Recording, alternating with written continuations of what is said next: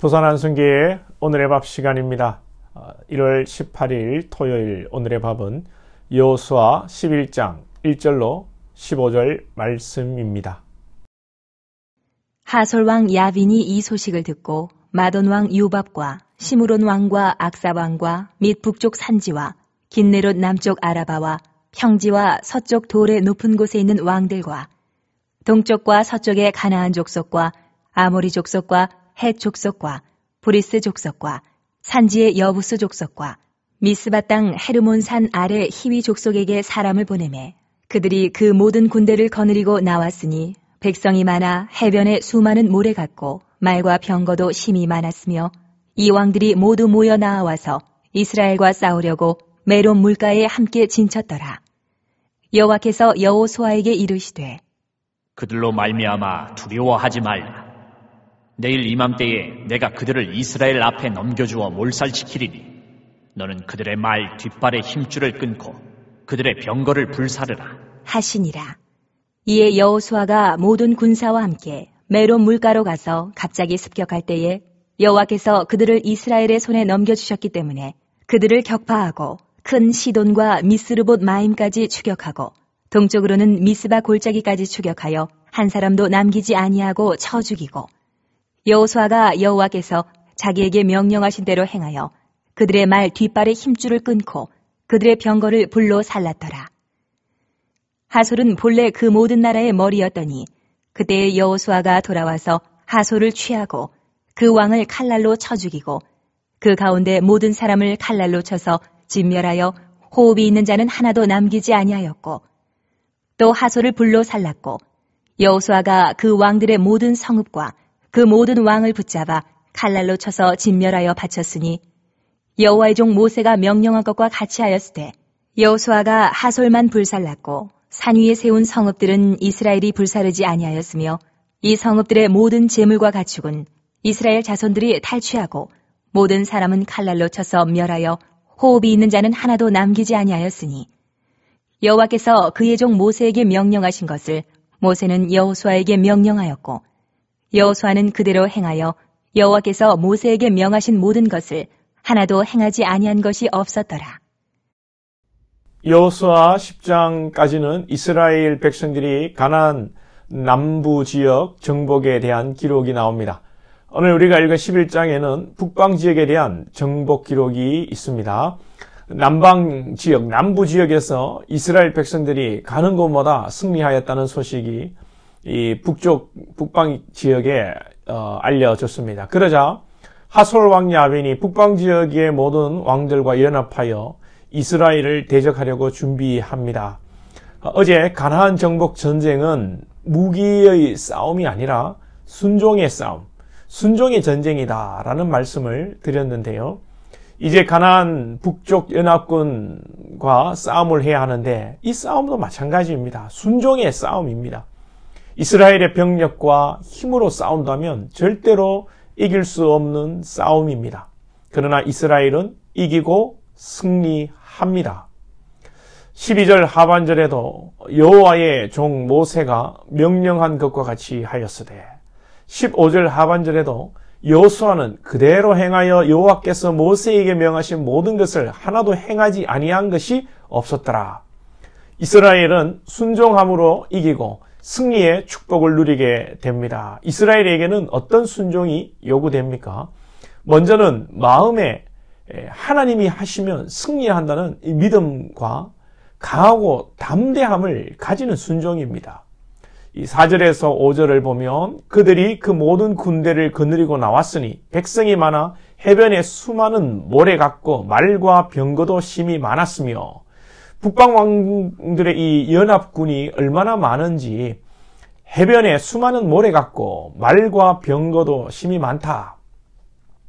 어제 40년 전 아낙 자손을 언급하며 40년 전에 우리는 가나안 족속에 비하면 아낙 자손에 비하면 우리는 메뚜기다. 우리는 죽었다. 그런 마음을 가졌다고 했습니다. 그러나 이제 북방을 치면서 하나님께서 6절 말씀에 여호와께서 여호수아에게 이르시되 그들로 말미암아 두려워하지 말라. 내일 이맘때에 내가 그들을 이스라엘 앞에 넘겨주어 몰살시키리니. 하나님께서 이기게 할 테니 두려워하지 말라는 것입니다. 우리에게 먼저 필요한 것은 하나님의 일하심을 믿고 두려워하지 않는 것입니다. 이 순종을 해야 되죠. 두려움이 왜 생깁니까? 실패할 것 같으니까요. 잘 안 될 것 같으니까 두려움이 생기는 겁니다. 결국은 하나님의 승리와 축복을 믿지 못하기 때문에 우리의 마음에 두려움이 생기는 것입니다. 사랑하는 여러분, 우리에게 평안이 깃들기를 축복합니다.